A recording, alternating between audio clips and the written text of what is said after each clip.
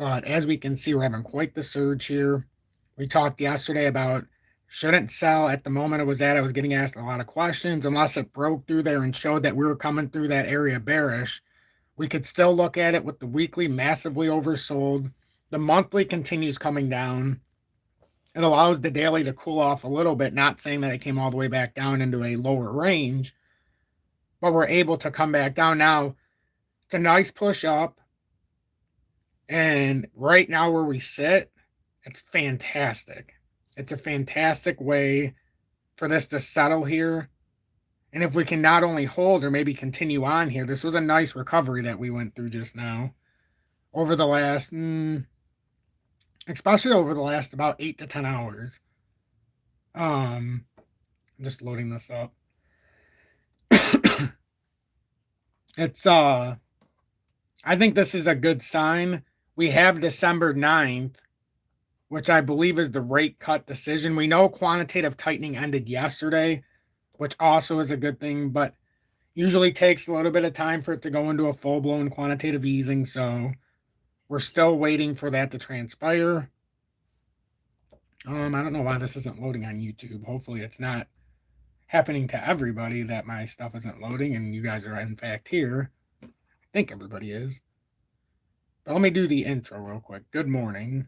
10:59 a.m. Eastern Standard Time on this Tuesday, December 2nd, 2025.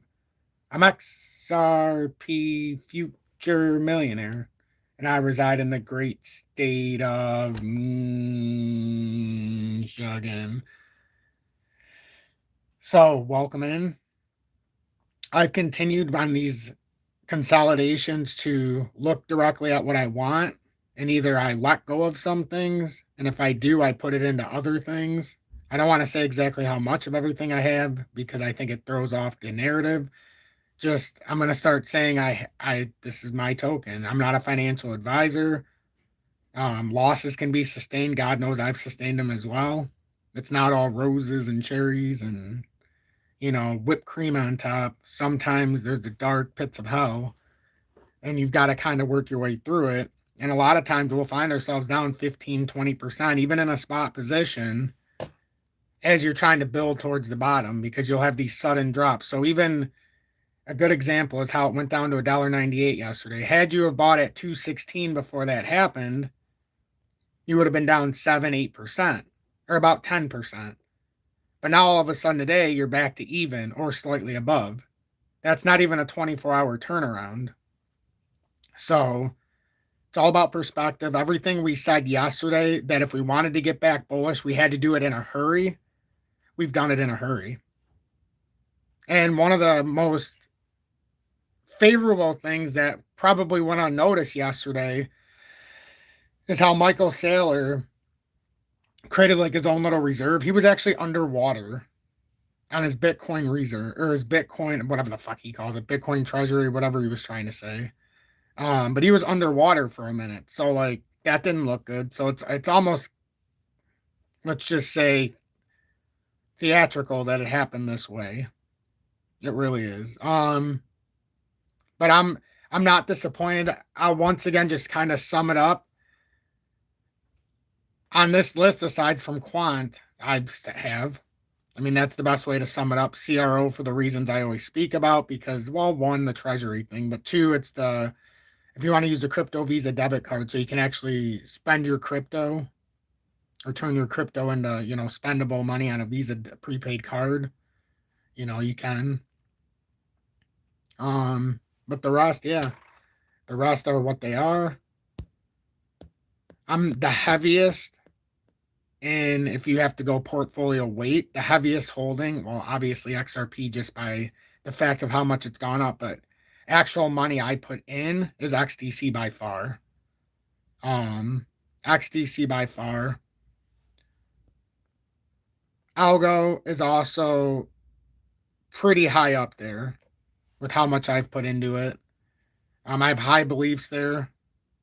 I had a lot in IOTA, but I ended up splitting that up between Algo and XDC, as you know, just because of politics that go on with the no KYC exchanges, the fact that I don't trust it anymore. None of it. So I'm going to stay on a tier 1 exchange, and we're just going to do it that way. Because I think as we get into 26, 27, 28, it's going to be easier and easier for our stuff to just be hacked. It might say it on the screen, but what I've come to find out is they can very easily, if it's not linked to you by identification, all they do is act like it was never there and they just steal your stuff.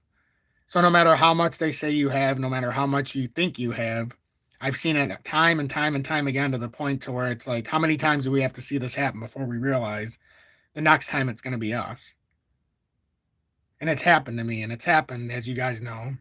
So I've lost stuff that I thought was there, and it's not there, you know? And it's just the way it goes. So we have to start with the whole KYC thing. We might hate it. You might think that you can't. Some people still try to, I don't know what the whole but if you can find something that's almost apples to apples, like there's a reason why right now I won't trade DAG, even though I love it. Because I'm on the tier 1 exchange, I'm not doing it. Because on KRAKEN, they have a price that's about 11% differential. I can't do it. But on the other ones that I spoke of, like XDC, Algo, what other ones do I have on there? SHX, Linnea, the ones like that, they were fine. The differential is so minute. Now the only decision I have is, do I go heavier in H bar if I feel like I want to? Or do I have a tough decision. I'm going very heavy weighted, let's just say, between XDC and Algo, because I believe they're so severely undervalued, and they both tackle very significant things with the next phase that we're going into with the ISO and the R3 Corda and things like that, but being compliant. But I also think we're running out of time in crypto. See, because it's so hard to keep track of everybody going from one exchange to the next, I know I can feel it now. And I feel it. That's why they're going with this whole microchipping, and they want you to do the digital, because if you do a thumbprint everywhere, it's easy to track everything. Like not just from crypto, but everywhere. If we have a digital footprint with micro, with the chipping that they're talking about coming next, it makes perfect sense, because then whether I go from X, Y, and Z, whether it's KYC'd or not, whether it's sitting in a wallet that technically you don't have to do anything with until you send it to an exchange, and all this other nonsense, it's just all going to be right there. It's like, it's just a database. And it goes outside crypto, but we're in a digital space. So I think the best thing we can do, get off of the no KYC exchanges and just get on the ones that are not unrestricted to the USA, because we have no guidance. We have no safety net. Like, we're getting our funds stolen and there's no recourse. I've seen it time and time again in the community and outside the community. So I think that's the message. The leverage, let it go. Let it go. That's just gambling anyhow. What happens when you gamble is you forget how to have real strategy. So I realized that too, even with trying to do the numbers with sports betting. It just, once you get into that mindset, then everything's a bet. So trying to go away from all of that. So now I'm trying to get it back to, which it has been for a few days now, but getting it back to 1-to-1. This is the way it has to go. In the end, you're losing more money than you're winning anyhow. That's just simple logic. So let's get on the righteous path. And that's the message, I think, going into 26, is let's just simplify this thing. We have no real guidance when it comes to crypto. There's no real framework yet. We're waiting for it, but until they put out the regulatory framework that they want us to follow, let's just follow our own framework that we know works. Let's do the KYC, guys. Everything's taxable then, but guess what? It is the way it is. You shouldn't be afraid to pay them anyhow. If you make gains, embrace it. And I know a lot of people tell me their tax advisors tell them not to pay certain things. I get it. That's not what I'm doing. I'm putting it on the tier 1 exchange, and everything that goes through it, I'm going to claim it as income made. It's that simple. Any differential is just going to be income made. And that's just what you got to do. So anyhow, I see some gifted subs. 1970 legend welcome in, fellow Buckeye from Columbus, sitting there smoking a stogie this morning after dominating Michigan, which unfortunately was the fear because Ohio State, honestly, I mean, they make you want to be better. And all I can do is respect that. Ryan Day's reaction to winning said, I could say a lot of things, but he stayed classy. He got his guys off the field. I thought it was really funny when the guy on Ohio State brought out the tiny little flag. It was so funny. Uh, but anyhow, congrats to you, my friend. I know it's been a long, 2,100 and something days. It'll be like 6,000 for us by the time we beat you again. So, but thank you for the 10 gifted subs. Who says a Buckeye and Wolverine can't be friends? Um, Thank you for not only the 10 gifted subs, which truly helps out more than anybody could ever imagine to help me fund what I do. Um, it just, thank you so much, is all I'm going to say. And also being in Tom's Army for over 1 year and a very trusted mod in here, allowing us to keep this transparent.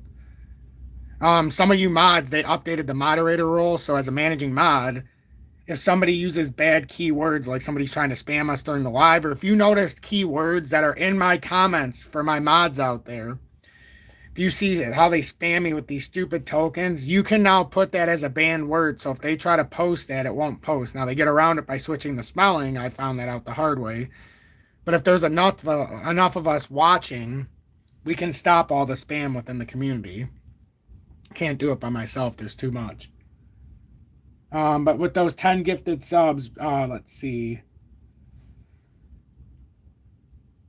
Who did it give the gifted subs to? It doesn't say it on my screen. Why not?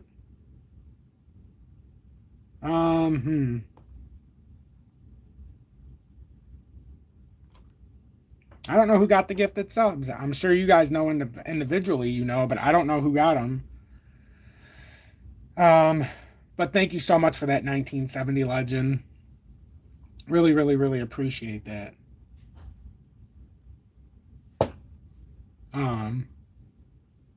Let's see. Oh, here let's see. I want to make sure that I look through this. I can't possibly read all of them. There's too many people and we've got too much of a show for me to be able to read all the comments. I want to read Defines. Thanks for being a very trusted mod and in Tom's Army for over 6 months with the XP Predictor. Said, hey, everyone, hit that like on the way in.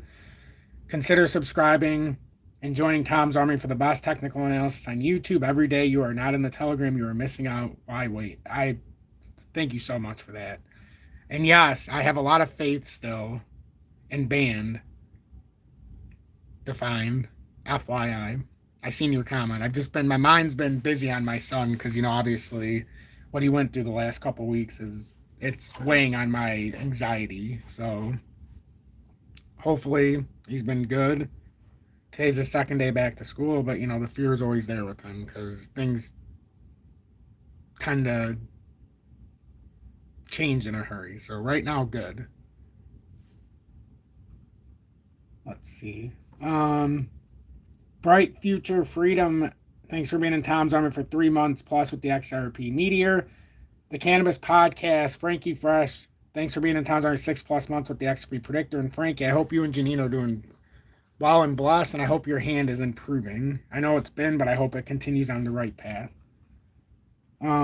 Poppy Lou, good morning, and thanks for being in Tom's Army for 6+ months with the XRP Predictor. Jerry Clark, thanks for being in Tom's Army for over 3 years with the XRP Diamond Hands badge. What a show of support. Mick, welcome in, and thanks for being in Tom's Army for over 1 year with the I Told You So badge. Says it's cold and windy in North Dakota. Oh, it is. It's cold here, too. In Michigan, we got more snow last night. Not a ton, but it was like 17 degrees, so not too fun. Right now, it warmed up to 28, so that's something. Let's see. XRP is heating up indeed. Just send it. My yard now. Mrs. G. Stop. Thanks for being in Tom's Army for 3+ months with the XRP Meteor.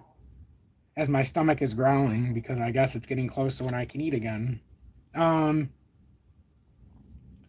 Let's see.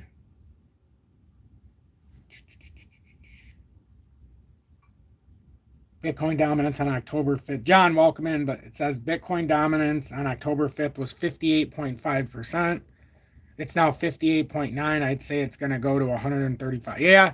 Well, I can show, but right now I think for Bitcoin, it appears if we can continue on this path, we know that retest of the rising wedge to see if we get the official breakdown. It just yesterday it was showing signs that if it would have broke down farther, we could have been on our way. But we were so oversold in the 4 hourly yesterday that it left a little uncertainty. And the weekly, we already know is oversold by a massive amount. The monthlies are catching down. Some of them I've actually pushed into oversold, like in band. There's a couple of them actually that I've pushed into oversold. Let's see, and we're gonna get into this. I promise deeper. I'm just trying to acknowledge the audience. I like to make sure everybody's voice is heard. This didn't come all the way to $1.89. It tapped here, so this is still valid. Look, shoulder, head, shoulder. This is kind of across the board. You can start to see how a very sneaky inverse pattern could have set up within here. It's so crazy. But I think for Bitcoin, simple. We're bouncing between spaces, and now we bounce down and prove this was a support structure. As of right now, can always be invalidated. Daily is still overbought, but it came down some and it alleviated some pressure. 4 hourly's got plenty of room to push up. Weekly is where all eyes should be. And now for Bitcoin in the monthly, it's almost an oversold. Now we can go to a direct narrative change with Ethereum, but it has come down some a few weeks ago. About a month ago, month and a half. It was up in the way overbought, and that was a big problem. So we are clearing out in a lot of ways. But for XRP, it remains simple. We can look at the micro within the micro within the macro, like the macro, micro.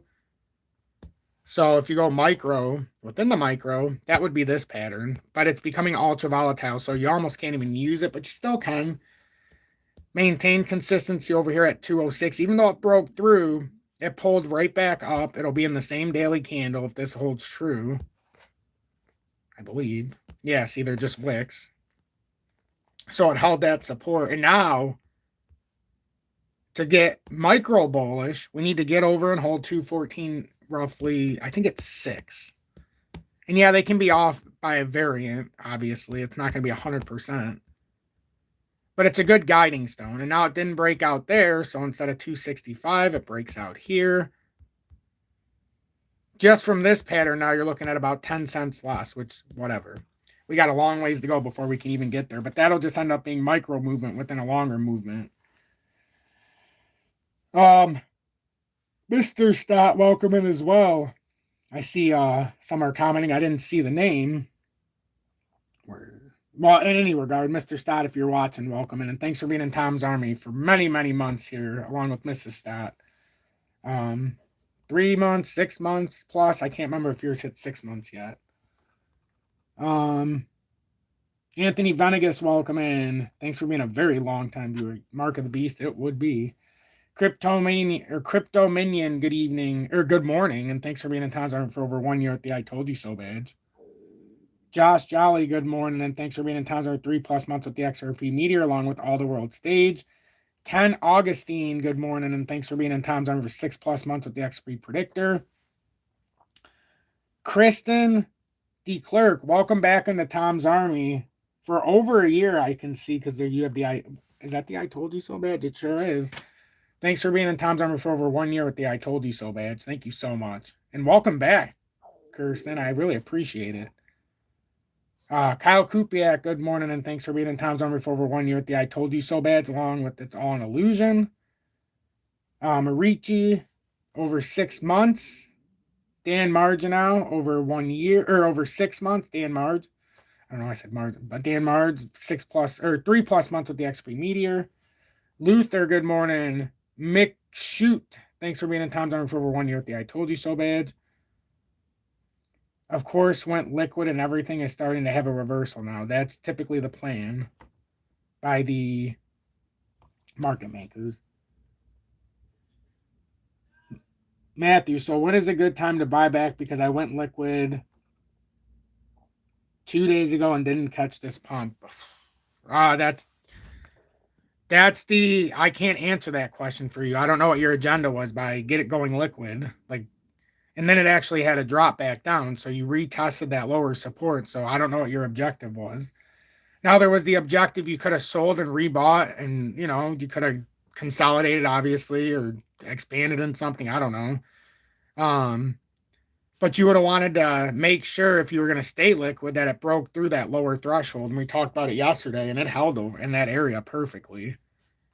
Um, $1.98 is a strong zone. So if it didn't break that, it's hard to get to the liquidity down at $1.89 to $1.92 if we don't get through that area. Now, from my understanding, if it would have broke $1.98, it was more than likely going to retest $1.82 low and probably put in a lower spot at probably around $1.77. But unfortunately for you, fortunately for others, it held the $1.98 and the market was ready for reversals.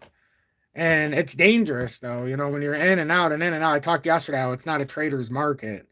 And the only reason I was doing trading before the drop was because I was trying to get out of some and put in deeper into others. And I've been sticking to that. And it's not by choice. Like, I didn't want to get out of IOTA. But like I said, I tried to verify and they said my region was they wouldn't even go through when I tried to do the USA. And then it said, when you look deeper into it, it's like, well, you try to get records of everything and then you can't even do that. And then you start to scratch your head and say, well, how easy would this be to just take my stuff? And having no recourse. So that's why a couple days ago, I'm just like, I've had enough of this. I've had enough of this. It's too much. It's too much. Crypto is becoming too much if we just, if we get caught up in all the semantics. We just kind of got to focus on price action. The objective isn't to buy and sell every 2 seconds anyhow. The objective is get in the market in the proper spot. And then if you think it's in a bear market, you're trying to find either it's setting up an inverse shoulder. You can buy on the shoulder on the inverse side. You can even buy in more on the inverse head if it forms. If you get a bottoming formation, maybe you buy it 10. I always say try to buy within 20% of the bottom. That's usually my rule of thumb. Because then on the way down, even if you buy it when it gets to the bottom and you're like, oh, well, now we're reversing and we're up a couple percent. Well, it's probably down 17% from where you bought it still, even if it went up 5 or 10% from the bottom. And then you can start to lower the average if you so choose, or you just sit. You just sit.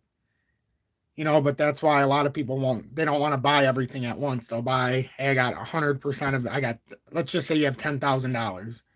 They're like, I'll buy 2,500 here, I'll buy 2,500 here, I'll buy 2,500 there, and then if it goes up, I'll buy 20. Some people do that.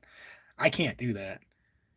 For me, it's usually an all or nothing when I buy something. It's like, this is either where I feel comfortable. I mean, I won't use all of my portfolio, but everything I wanted to buy of that token. And then if I have to, because it goes a little bit farther down, then I'll use some more of my expendable capital, which,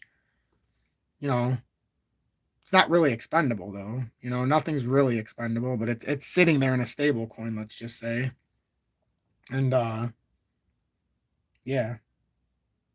John Wiseman, it absolutely is okay. I can't because I'm in one of the kids' rooms when I do this live now because she's at college, so I wouldn't do that in her room. But a good time to buy back. I mean, we're in extreme fear. Yesterday we were at 24. I'm going to imagine probably if this continues, we're going to be up a little bit. Might not hit 30 or anything like that, but it's going to be up a little bit. Now, if you're trying to panic buyback in, that's another objective here. It's kind of, you have an engulfing in the 4 hour, which looks like we're going to play back up. Like, I've been under the illusion, at least for a while, that we're going to come back up to this rising wedge breakdown, and now it's up here at about 101 in real time. And that's how we're going to get down to that 72K area. I believe it. If we're going to break down now, it does seem to be building that structure, but I've seen crazier things because it could get back within this structure, and we've talked about it. It could legitimately go all the way up if it takes until July of next year and it still does all of this and bounces around and then pushes back up.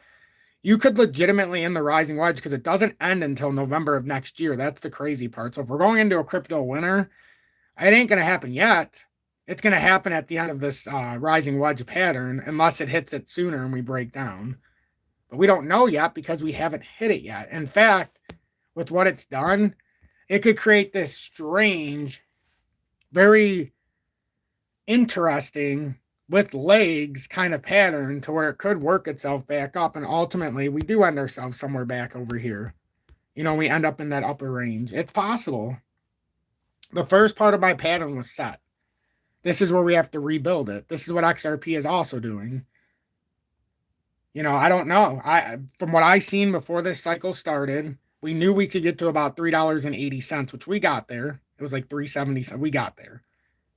What we seen as well before it started was if everything went right and we built the proper fundamental or not the fundamental, but the proper not only setup, but we built the proper integration. Let's just say we're in that period of interoperability where this becomes more utility driven. The agenda gets pushed further. We have a big debt crisis where now they have to cut rates and they have to stop quantitative tightening and go to easing, even though it hurts us overall as a people. But if they were down that agenda, that road, that's what we needed to fill this. And right now, we don't know if that's going to happen right now in the immediate terms. But if it does, well, what happened? December 1st, end of quantitative tightening. Usually takes about 30 days or so. I think in 23, we noticed it happened in March, but we didn't really see any real returns until June or July of that year. Now, there was a steady uptick, but we also had some big drops in there as well. So this all speaks good. And the other thing you would look at is, now that this is happening, are people feeling more comfortable going into a risk asset? Well, first thing you do is you look at gold and silver and see what's going on. Are they in a corrective day? Or are they still pumping and this is real money coming in here? Because if it's dumping and commodities and miners are dumping, that might just be, I made some profit, I'm going to go risk it. Oil, I can almost guarantee will be down today. I would think gold and silver's down. Even at this point in the day, it might have corrected up a little bit, but I would still say it's got to be down right now with the miners, especially with risk assets doing this.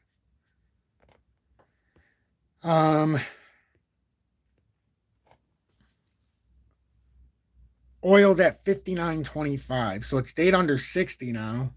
Interesting.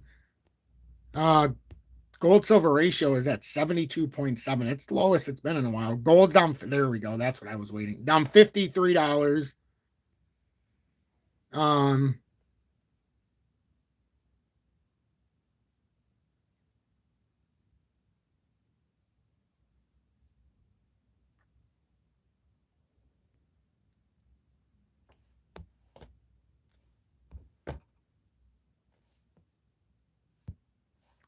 The hell is going on here?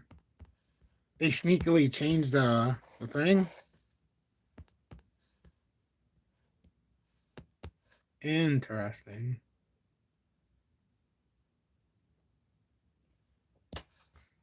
What does that say now? A-Mark Precious Metals Inc. Man, these companies are changing their stuff faster than... But yeah, so let's see. So gold's down 51. So we're starting to get a little tug here. Now we have to see 4,000. We talked about this yesterday when it was running. 4,000. This is the back test.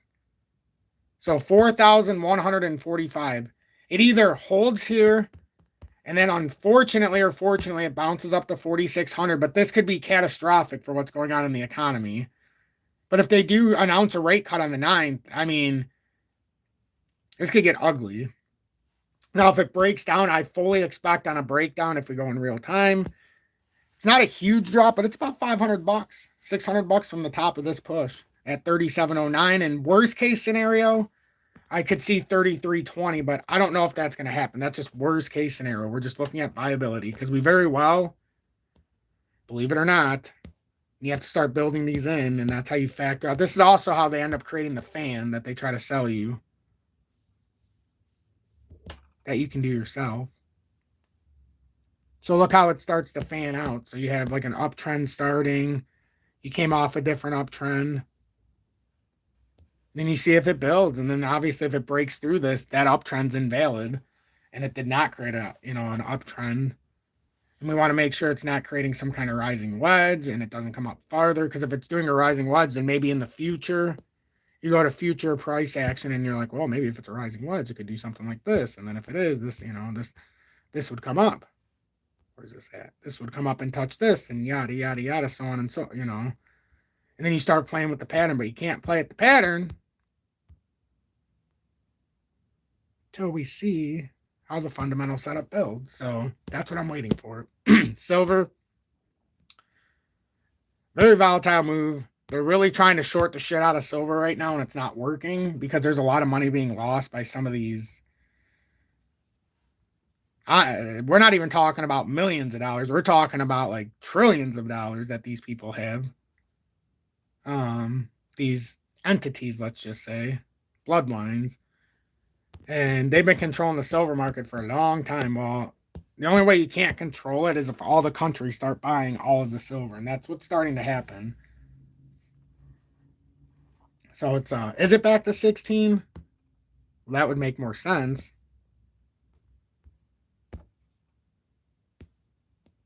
No, it's not showing that on here. It's showing 23 on Crypto Fear and Greed Index, or that's Bitcoin Fear and Greed Index. Why is it on just Bitcoin?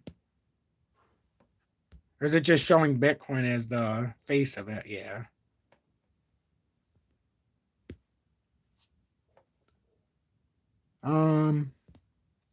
It's interesting.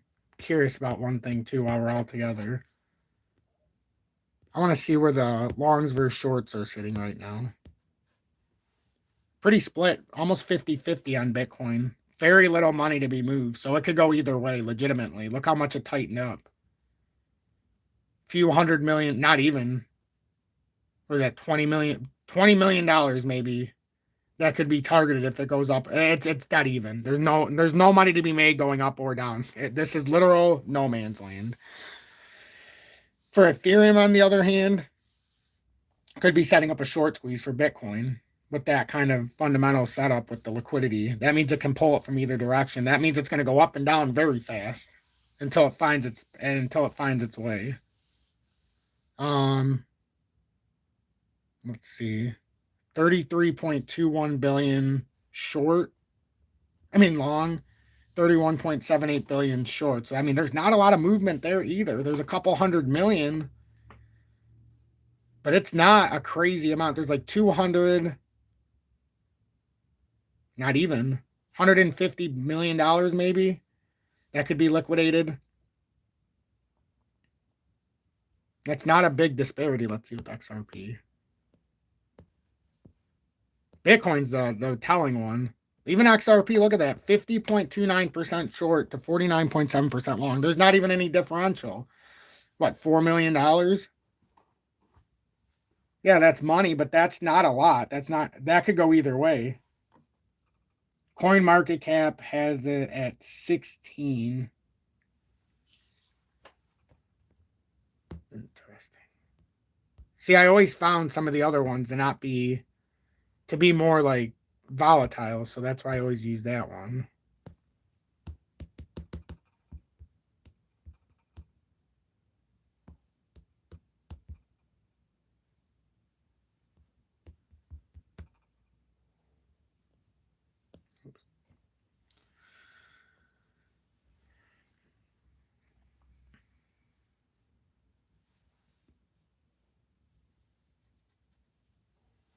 Yeah, because that's way different. That's way different than what we're seeing on the other one. Oops. Because even for last week, it said 15, last month 35.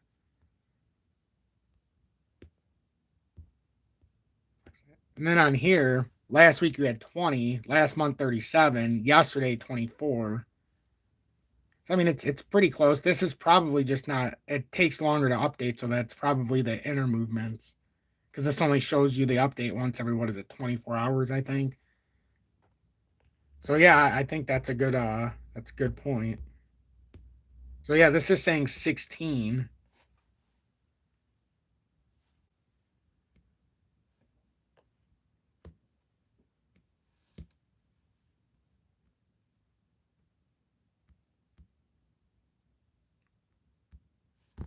We'll just have to see. We'll see how it balances out. Whoops. We'll just have to see how this balances out.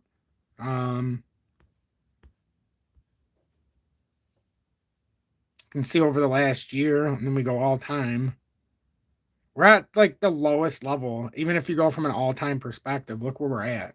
So it's pretty interesting how low we are with the pricing where it's at. So I think that's a good. I think those are good to look at. If we go to the Bitcoin liquidation heat map, how long have we been on? 35 minutes, not bad.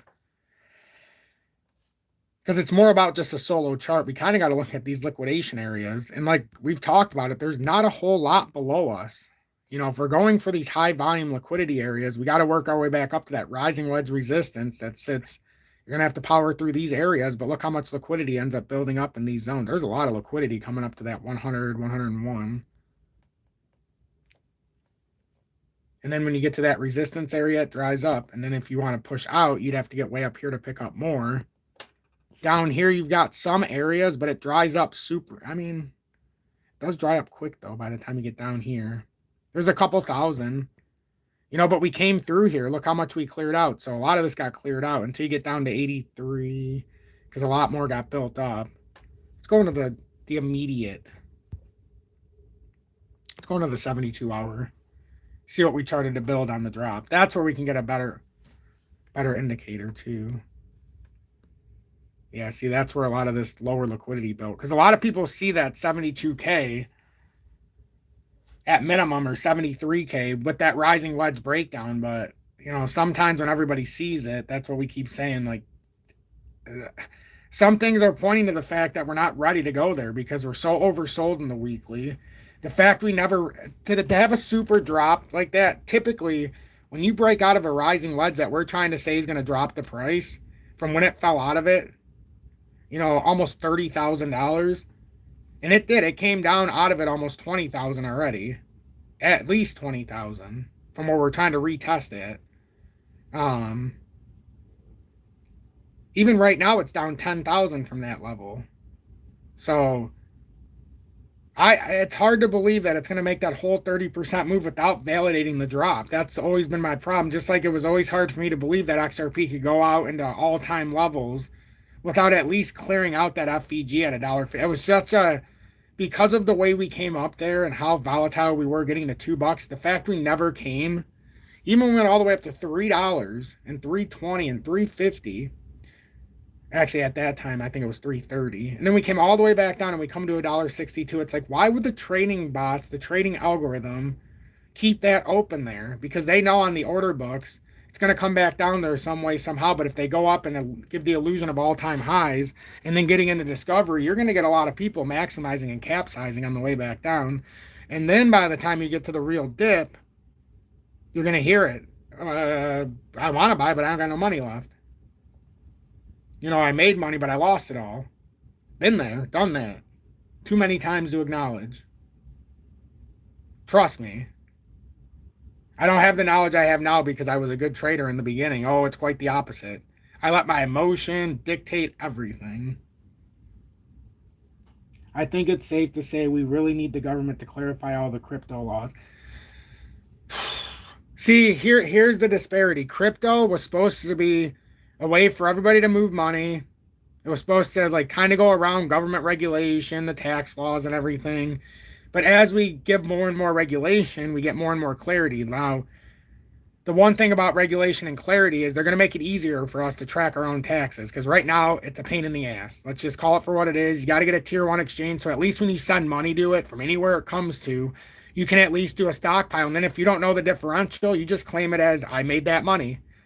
100% of it. And I know it sucks, but sometimes you got to do what you got to do and overpay. You know, and that's until they do something better, you know, that's basically our recourse. Because if you're sending money off the exchanges into your bank account or taking it as profit, there's got to be some taxes paid out of that profit.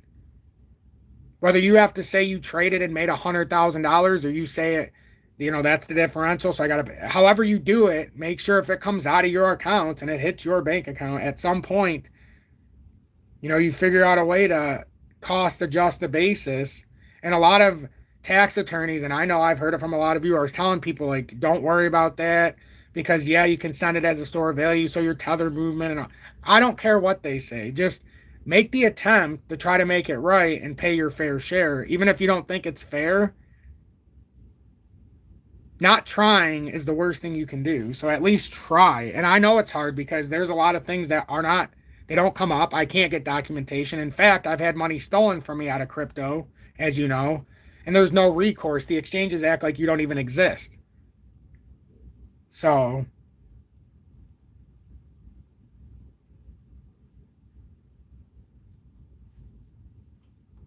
maybe let them tell you you owe taxes, make them work for it. You won't get fined or charged if you pay after. I mean, that's one way of doing it, but I try to make the attempt. Um, and this year's it's going to cost this year because of what we made in the beginning of the year. Smart contracts will be applied to taxes at some point. Yep. Yep. No, no, no. I know, John. I understand. And right now, that I think more of the worry comes when we get the advanced regulations. Then when it's linked to your bio, then yes, they can cut.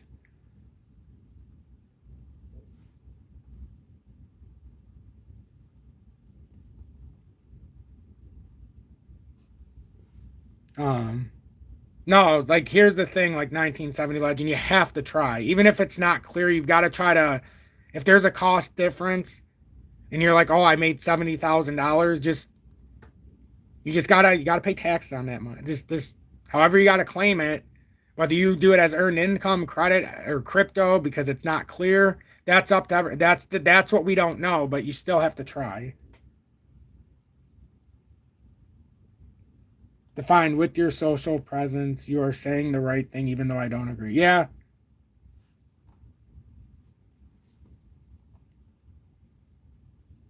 I agree. But yeah, there's gonna be, trust me, for probably for every 100 people that watch me, 50 people have never filed a return for crypto. I get that. I get that because I hear it all the time. But guess what? When they ask you that question, did you trade crypto? And it started this year, or if you noticed last year when we did our tax return, if you say no and then they see that there's a record of you trading crypto when you have a tier one exchange, they're going to say, well, it's a good place to start.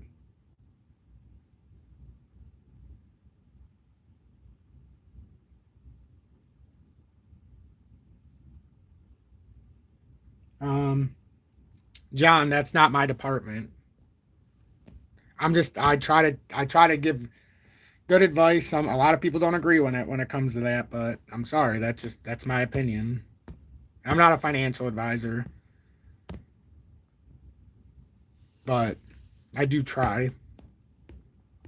I do try. But let's see. No, you're fine, John. You're fine.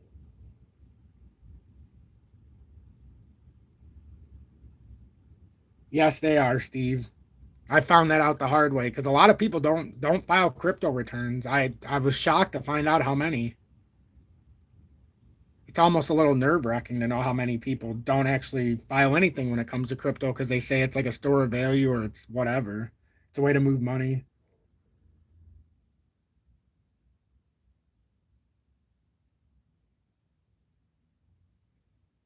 Yeah, I mean there's a lot of things you could try to do, you know. There's a lot.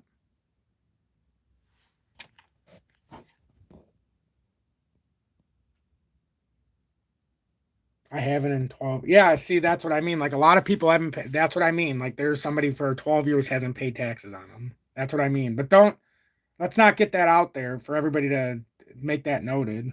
I understand what you mean. And that's what people are saying. That's exactly it, that they're not on the books yet. And that's where the tax advisors will give you two different answers. That's why the clarity, yes. I understand what you're saying, Steve. I do. That's why they say we got to close the loopholes. And that's what comes with regulation. Those loopholes, like you're talking about, you won't be able to, they don't exist anymore after that.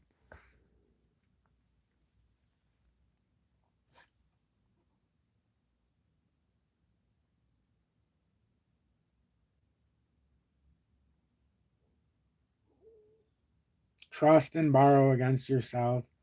Pay it back.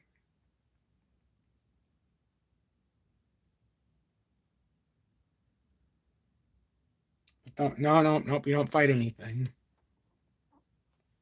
Kind of stay to your. You got to do your thing. Be a good citizen. Help out.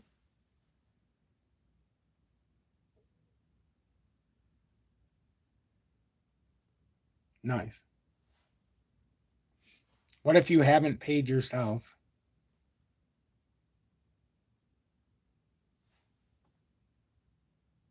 Yes, crypto cooter, you said it best. I know it's fraudulent, but you got to try.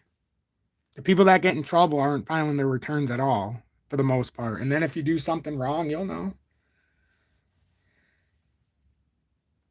But you got to try. Remember back in the day, Wesley Snipes? He got charged when we were kids because he didn't file a return in like 20 years. And you got to try.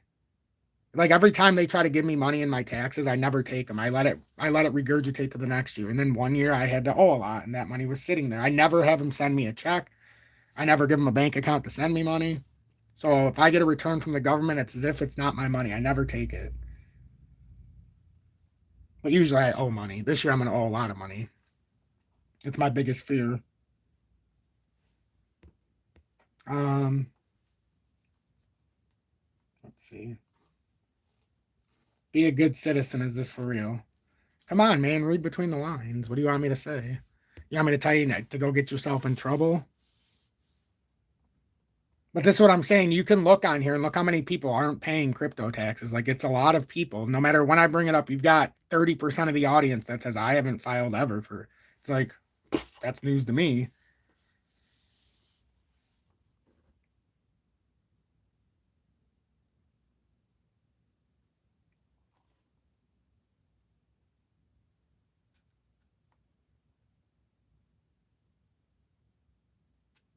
If you don't do it right, and the one time you do it right, you open the door to the.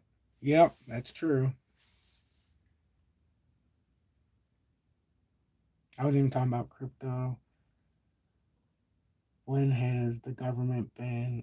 Oh, you don't know.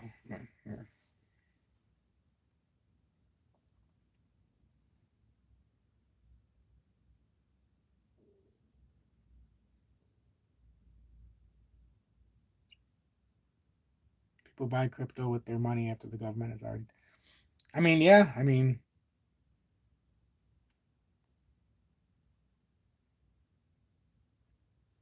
guys, I don't want to keep talking about that. This is a very touchy subject. Like, it's not up. I was just saying, I just talking what I do. Oh, they're very interested.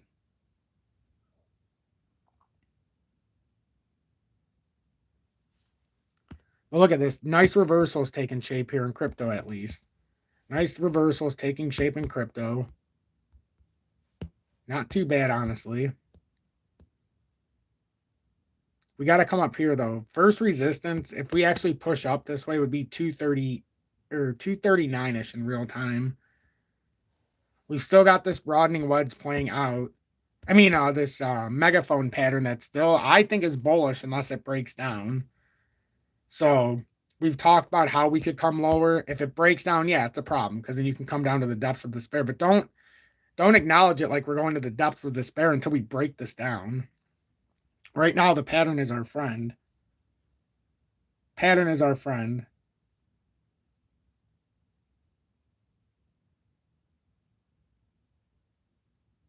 No, cannabis podcast, but that's what I'm trying to get everybody doing right before the clarity because once clarity starts, you got to do it by the. It's a good time to start trying to at least give yourself a chance by having tier one exchanges, you know, before all this real clarity comes. Once the clarity comes, that's just another way of saying we're closing the loopholes. But anyhow, we got to get back on TA. But I agree with you. I don't disagree with you. Trust me, we've had tax attorneys on here saying why X, Y, and Z doesn't make, and it's like above my pay grade. So 200 day for the 4 hourly is around $2.25. And if we can get past that, then we start pushing up near that.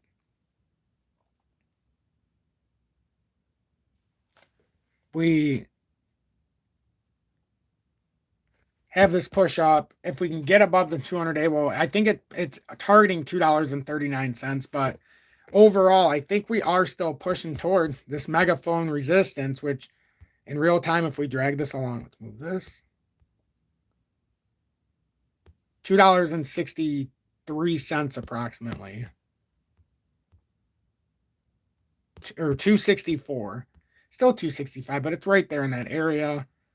And that would be the retest of this massive breakdown that we had, but within a much bigger pattern. So I still think some could say a rising wedge or a broadening wedge, but I think that's more of a megaphone when we actually look deeper into it, how we started to describe it. Well, maybe that wider pattern, it could be mimicking this as well.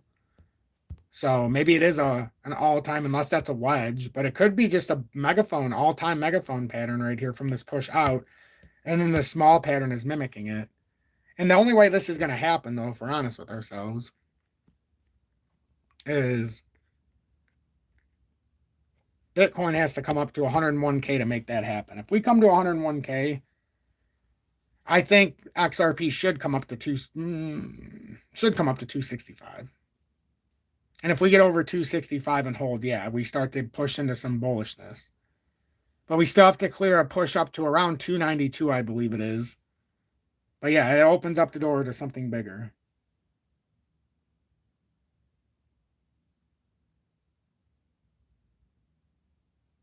Oh yeah, that's what I mean.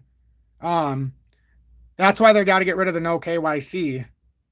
Because anybody can open up an account and act like they're you unless you use your identification. See, that's where the problem is happening. Because there's so many hackers that are pretending to be you. We've all probably got 500,000 accounts that are in our name that we don't even know about, but aren't linked to our IDs. That's where we're getting fucked right now. So that's what I'm saying. We got to get ahead of this next chapter. And with clarity comes, haven't you noticed they want your ID for trading everywhere? That's for tax purposes. Believe it. I actually appreciate being able to share my ID because then at least I know my stuff is in one area, legitimately. The other thing, it's hard to get information from some of the exchanges because guess what? They're not regulated in the USA. They're unregulated, which means they're unregulated here for a reason. They're not compliant with the tax law, but not just tax laws, but US regulators, their laws. So they basically told the USA to go fuck yourself. And now the USA says you're not allowed to trade on that platform. And if you do, don't come to us if they seize all of your stuff. So there's so many people with our accounts out there that even if they try to trace it through blockchain tracing, we've been scammed so many times. Look how much of our money's moved or stolen from us and have all these side accounts. It sucks. And like my information came up on the dark web. I got a hit last year, so God only knows what accounts I have and where it's at and how much I supposedly made or lost. I've never heard anything deeper with it, but that's just the reality of the world we live in. So our digital footprint is being, think about it. A scammer, if they're scamming you out of money, they're using a fake name. They're usually using something that can get them their money, though. So they're using somebody's name. It's a fucked up thing. But yeah, macro W possibly forming. I like that. Who said that? Cannabis podcast. If you look at these deeper. Now, with Bitcoin, it does give us a little bit of hope here because that's a daily reversal. I know we're a little overbought here.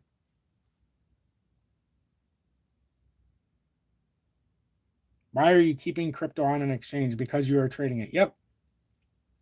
Well, no. That's not necessarily true. I can't tell you the amount of times that I took crypto out of my bank account, sent it off of like a Cash App or Venmo to a crypto exchange to send it over to another account so that I could use that cash right away, like on my crypto Visa debit card, because there's limits on how much I can use, like 5,000 a day in my bank account for some reason. They switched it last year. So I've had to, at one time, take like $6,000 out of my bank account, send it to an exchange, and then send it to like crypto.com or wherever I wanted to, or I've had to buy Bitcoin and send it to a no KYC exchange just to send it to my crypto.com for one reason or another before I had everything set up. And I would have to do weird things so that I could get it and pay the money. You know, it was stupid. So then I started to, learn okay, well, I've got Kraken, I've got crypto.com. Now, if I got to do this, let me send, two, three, four, whatever the limit is that day, because it always changes with the bank. And I've had to do that. So it's not all an apples to apples. That's the other thing.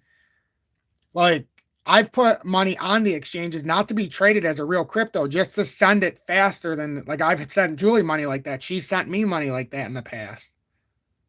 You know?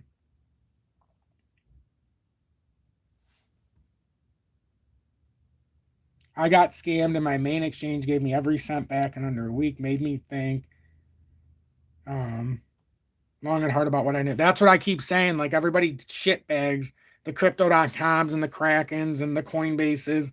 But the people who do were the ones who were on the early with no KYC. Well, once they got regulated, they had to have everybody do an ID because let's face it,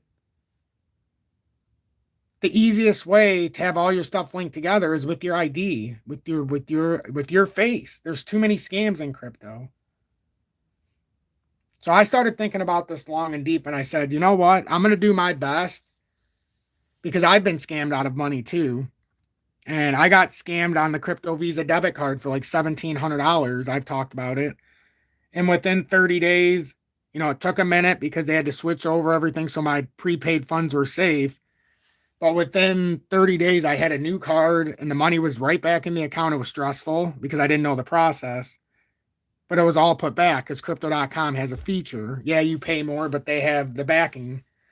Um, Kraken is similar, except the fees are much cheaper. There are a few exceptions of the rule where they're like crypto.com and hype up the buy price or the sell pricing or the buy pricing. And I've noticed that the worst with DAG because there's simply no volume. Um, but yeah, this would all be part of a teaching class too when I do it. We go through all of this stuff. The importance of KYC, because remember how they say not your keys, not your crypto? Well, that's true to an extent. But if you're verified, if you're unverified, good luck. That's the thing. Like if you're going to know KYC, even if you lose a bunch of money, good luck trying to claim it.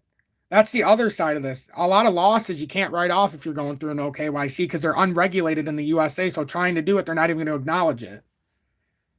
Plus, you can't just say, give me some records because they're not regulated. They're not going to do it. It's like the people who used to do the offshore gambling on Texas Hold'em and all that. It's no different right now. Crypto is basically like an offshore thing if you don't want to do the tier one exchanges. But they're closing that gap, and with clarity comes the closure. That's why there's so many bigwigs that are. Do you think it's any convenience that the ETFs are coming on right as clarity is about to start? Because they know that tax loophole closes. So what do? They put it through the stock market. They put it through the actual regulated market and let the rest of it, work itself out. That's what I've been considering. With all these opportunities, if we get the right price for the ETFs, why risk it in all this crypto bullshit? That's some of the things that I'm starting to realize. But I still don't want to miss out on this very nice run that we should have. But I very heavily look at like these ETFs, like XRP ETFs of 7% today, which it rhymes because of what's going on with the actual movement. And it's hard to read because it's come down a decent amount. It came from 2687 all the way down to 20. Now it looks to be in a little bit of a reversal. There's other options now. So you got to remember the big money does this too. You very well, Daniel. It might be a massive head and shoulders throughout a lot of charts on crypto, but we won't know that unless Bitcoin backtests the rising wedge. It's at 101K right now. Because if Bitcoin comes up there and gets rejected, we know indeed it's a massive, not just head and shoulders. If this pulled down, that would turn into a massive M-topping reversal. I know it's hard to see right now, but if this pulls down farther, you'll see a very defined M there. And that's why you wouldn't have to get the third hump if that were to happen. Like you wouldn't have to come back up to, all the way up here to build a right shoulder, theoretically, if it was just going to come down. That's why it's very important for us to break past, not break back down.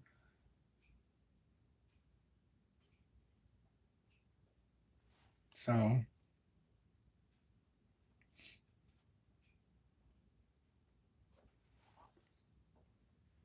but how many people in here honestly have been scammed in crypto?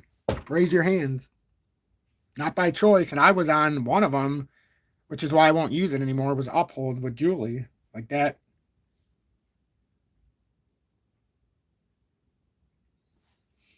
So the institutions will start put big money after the. No, it's quite the opposite. The big institutions are taking money out, I think, because the tax laws are going to be put into place. I think it's the opposite. I think big money was coming in because they had tax loopholes. They could go through a lot of these no KYC and a lot of these wallets that weren't identified to them. I think what's happening is it's the opposite. I think they'll pull money out with the tax laws because now they can't hide it. I'm playing devil's advocate here. Think about it. Yes, but they can buy it through the stock market. It's different.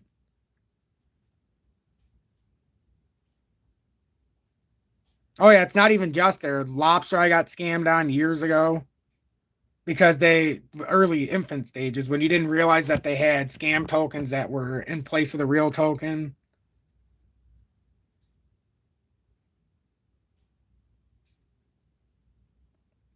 Yeah, but John, they're buying the crypto for the ETF, but do you think they're buying it off the exchange like the XRP ETF? Do you think Canary Capital actually bought it at exchange prices? If you do, you're delusional. And not you particular. I'm just saying if anybody thinks that, because we've seen the official documents when they were going through the ringer with the SEC. And in one of the official documents, reading through with a big, big poll, um, they had it showed, I don't remember what page, it was at the very back of 100 and something pages. But they said that you had retail where we buy on exchanges, and then you had institutional buys. And it showed very clearly, they didn't redact that part, that there was two different areas. They showed not the price for retail and not the price. They redacted the pricing for both. So we don't know when XRP was at 30 cents what they were paying. Maybe they were paying nothing. Maybe they were paying a fraction of a penny. Maybe they were giving him. So we didn't know. So that's the other part of this. So I think with clarity, it's not just about now you're going to have to pay your tax, but you should already be trying. I understand it's hard with the way it is. But the other part of this is, they're going to push it off as security. So they're going to say we have more recourse for our crypto, which it's true, but it's not. It's also going to be harder to trade the crypto too. Right now it's an ID to link us. Well, one day it's not going to be. Haven't you noticed how they made this a little bit easier for us to just give our biometrics? Because on the phone now, a lot of people in my family already do it. I've never done it. I will never do it. They want you to do your fingerprint scanner on your phone. I wonder why that would be. Because then no matter what you use, that fingerprint is a digital fingerprint on every other app you open. It's got your fingerprint linked to that app. That's what I believe. But I don't know. Maybe I'm wrong. Or they just do it maybe not for that depth right now, but just make you absent to the thought that this isn't right. Maybe it's to conform you. But anyway, I don't do it. I won't do it. I don't even have a phone subscription. My thing, I bought a phone, it's unlocked. I don't have a subscription through a company. I don't even have a phone line. It all goes through Wi-Fi. So like I'm not connected to a network. Like when I'm walking outside, it just randomly connects to Wi-Fi. My family thinks I'm crazy, but yeah, just I feel safer that way. It's not even my phone number. It's just once I want to change it, I can change the number. It's just a throwaway number, you know. So there's a lot of things I don't trust now. A lot of things. Um, SHX is up 9.5%, a nice little reversal. We'll look at algo real quick, and then I'm gonna have to go. It's been an hour and 4 minutes. I want to help Julie because we're doing stuff before T gets home. Um, SHX had a very nice consolidation. I think it's a very, very nice consolidation. We came through. We back tested that 0.0083, almost perfect. Well, we did perfectly, and it didn't invalidate the structure. Makes it stronger if it holds. So if we hold this, we're the next technical move. If you buy support, sell resistance. So, and it plays true here as well. It's something like, if we're realistic, you can do it like this, or I would suggest probably doing like that because it's expanding each time up. So we can do it like that, and I think that would be more efficient. So let's go through the whole. This is one thing that if you come here, you need to remember. Sell resistance, but you don't know yet. So we see a support and resistance established. So now buy support, sell resistance, buy support, sell resistance, buy support.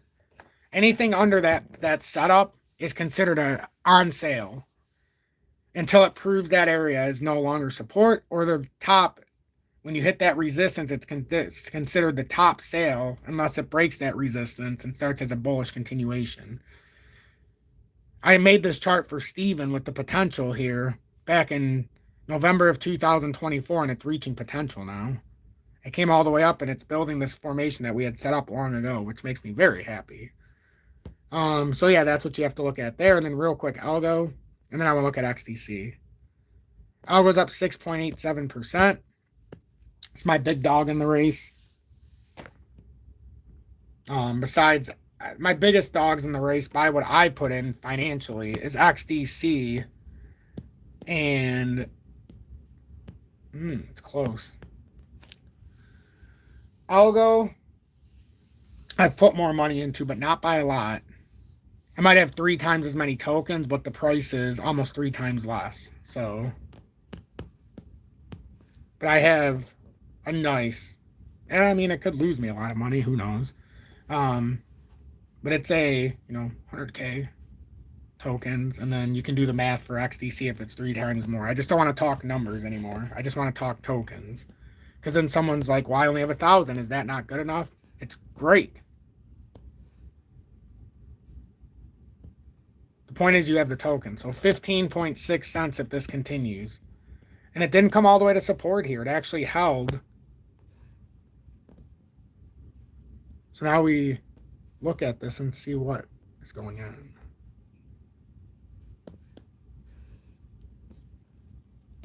It could have even just been an error the way we've done this pattern. Because if you do it like this, technically it would hit this area here. It would hit here. It hit here. Nothing here. It would hit here now because we have this proof that we probably should have used. I even circled it. So maybe I did have it like that and it switched on my phone. It almost feels like I did. Why else would I circle it right there? It doesn't even make sense because we're doing buy support, sell resistance. But it never came up. It swung back around. Yeah, that even makes more sense. So now if it comes up, it's 15.6 roughly. Where are we at right now?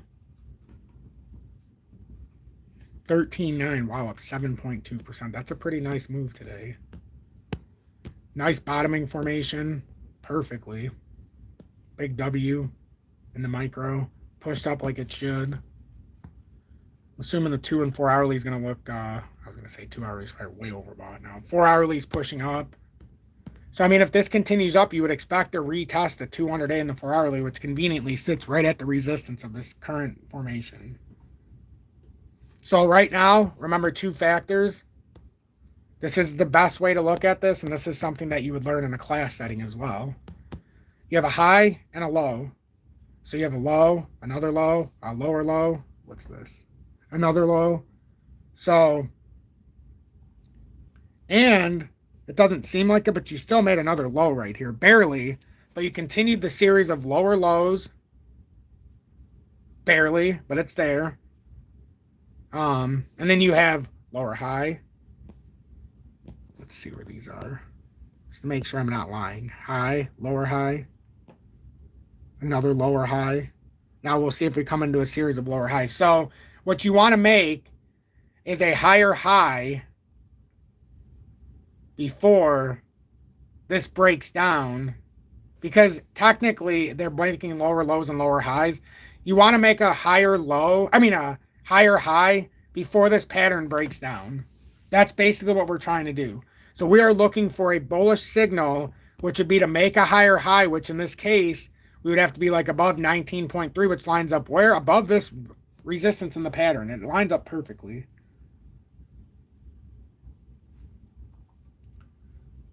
Tom, how do you identify something being overbought or oversold? In the moment, I like to use the stochastic, so the stock RSI. So it's the relative strength index, but it's based on the stochastic, then the variables, not just like a regular relative strength index. It's meant to be weighted more volatile, so more movement now versus more movement before is weighted into it. So I like the stock RSI because it's very sensitive and it's not a lagger. Like the RSI lags, it'll do this after. It won't look the same. It'll be lagging. And then I also like to look at, which isn't on here right now, which should be, and I haven't put it on here for several sessions because I was trying to make this a lot clearer for everybody because too many people were getting caught up in my indicators. That's more for like the confirmation style things. But I like to do the MACD, the moving average convergence divergence, because then you can see where the flow is. So you see, good time to put this back on. Let's put this up here, and let's put this on the top. So I put the moving average convergence divergence. I started putting it on the top. I thought it made for a more intriguing look because you got the volume below. You know, well, this one doesn't look good for the volume because there is none. But you got the volume below and above. You also have the actual stock RSI, but you can see at least here, we're starting to push bullish here in the 4 hourly. We broke to a bullish setting. So that confirms a bullish, at least an attempted bullish reversal. Same thing here. We flip back into some green and now we're consolidating. But if we hold this, we're flipping back bullish here. That's been a long time coming. Like this has been a long time coming. Actually, this will probably look better down here. Now that I think about it, only because we can see it up against the RSI. Plus, then it makes the volume look better if I do it like this, because then it's not caught up above. So, I mean, that's something. We're starting to see a flip a little bit here. So, but I hope everybody has a good day. I got to go. Not saying I overstayed my welcome, but we talked about a lot of important topics. Consider everything we've said. Think about the classes, because the way it's going to work is if it's $50 for the month, there's 8 classes a month. It's going to be over a period of probably, I'm going to try to do it into 3 different sessions over the year, so probably 4 months worth. But once the sign up ends, unless I start a second class, you cannot join. There's no new people. It's just like a real class because everybody has to be on the same level. I can't add people 2 days later, 2 months later. You'll just have to wait for the next workaround. And then if you want to redo the class again, by all means, you can rejoin if you want. But I've tried it every way, but this is the way I think would work the best. So you'll hear more as the days come on. I've been messing with a nice syllabus. I've been messing with a nice setup. Bouncing it back and forth with AI makes it a lot easier. But, you know, there's still a lot of mistakes that they make because they want you to focus on things that I don't want to focus on, so I have to change them by hand. So, yeah. So I'm going to do my best to come here tonight. I was going to yesterday, but my son fell asleep, and I knew I didn't want to wake him up. So he woke up at like 10 o'clock, and then I was up with him until about 2:30-ish. Julie was up at around 2 and then went back to bed. So, you know, he's a little tired this morning. So as long as he's doing good. No. The classes aren't going to be on Telegram or YouTube. This is nothing to do with this. This is a business thing for me. This is my teaching moment. This will be taken very seriously as if you're taking an online course. So, and I'm doing all the tax stuff. So if, you know, if 100 people are on there and let's just say it nets me, I don't know how much. Let's say I make $5,000 with it. That's probably way too high of an estimate. But let's just say that happens over a course of time. I'm going to do a 1099 on myself or whatever I have to do to claim that income of $5,000. And then by me doing that, there's also recourse because I'm claiming it as I'm providing a service to you. I got paid for a service, which means if the service isn't provided, you are entitled to a refund. So if I disappear, and you are taking a class and the classes are no longer there, you can easily go and say, hey, this guy's offering me a service. It's not a donation. You're not gifting me something. You can give people money, but that's not what this is. I want this to feel like a business venture, not for all of you. I want this to feel like a real learning app. Like I took me 4.5 years to come up with this. And it's only because everybody pushed me in the last couple of months that I really took a serious thought. And then because you have money put into it, I'm not a financial advisor, but within teaching segments, we can do, hey, we're going to do a case study. One of the assignments are we're going to learn how to set up an exchange. And by doing that, we're going to learn how to make a trade. And by doing that, we're going to have to learn how to do the very basic with a limit order and the differential between a limit and a market and the prevailing trailing stop loss. But that's in an advanced setting. The trailing stop loss and all that would come down the road because that's not basics. You have to get from beginner to intermediate to advanced, and there's no other way around it. So we're going to move as a class. If it becomes too slow for some and they say, I don't want to be part of this, you can always leave and not continue and just take what you got. But I'm doing it to where everybody has a voice. They'll all be able to communicate, and we're going to move at the pace of the class. So we're going to move as fast as the slowest person, if that makes sense. So that's how I found my most success. It's just you do it as fast as the slowest person, because then that means everybody in between, even at the top, even if they know it all in the beginning, they're not going to know it all at the end. And maybe the person who was the slowest in the beginning, because they take their time and break down every little detail, now when it comes to the more advanced stuff, they have a fundamental understanding, very deep, and it's a seamless transition. So that's just something that'll come in the future. Think about it. You can even send me a message if you're interested at strutrugali@gmail.com, so that if I do have something in place, I can come out with like a syllabus for people without having to do it on here. But once the classes start, nobody will know we're doing it. I won't talk about it. You won't talk about it. I mean, maybe you'll say, hey, it was nice or whatever, but it's just going to be what happens. And then when we open it up again 4 months later, because I'm going to do this, I think 3 times a year, we're going to open it up, restart, until every single person has fulfilled their deed. So I'm excited for it. I've talked to Julie a lot about it, and she thinks it's a good step for me because there's one of two things I can do. I can take my knowledge and go become a financial advisor or something, or I can just do it on my own, or I can become like a teacher of, because obviously I'm going to be one of the foremost experts when it comes to this kind of stuff because I've been doing it through the stages of advancement from the old to the new. So I'm just excited about this. I don't know how many people, but I'm thinking if it gets to like 100, I mean, we're cutting a pretty fine line. I even think if it gets to 50, so I don't know. There might only be 5 people. So what do I know? But the point is, I think if we do this consistently, and I'm not going to be in control of your money, you're going to do it through a payment processor. So you don't have to, you've got third party guarantee. I'll probably do it through like, I don't know what I'm going to do it through. There's a lot of options now. Yes, Tom's trading for dummies. That's awesome. Well, Carl, it's funny you say that because within these lessons plans, I want to take the digital representation and turn them into lesson plans. So whatever we go through, I'm going to try to do a document, like a digital footprint of what we're talking about, and then it becomes a book. And that book becomes my first edition. I'm trying something here. And there'll be illustrations, and I'll use AI for my help. It's going to take time.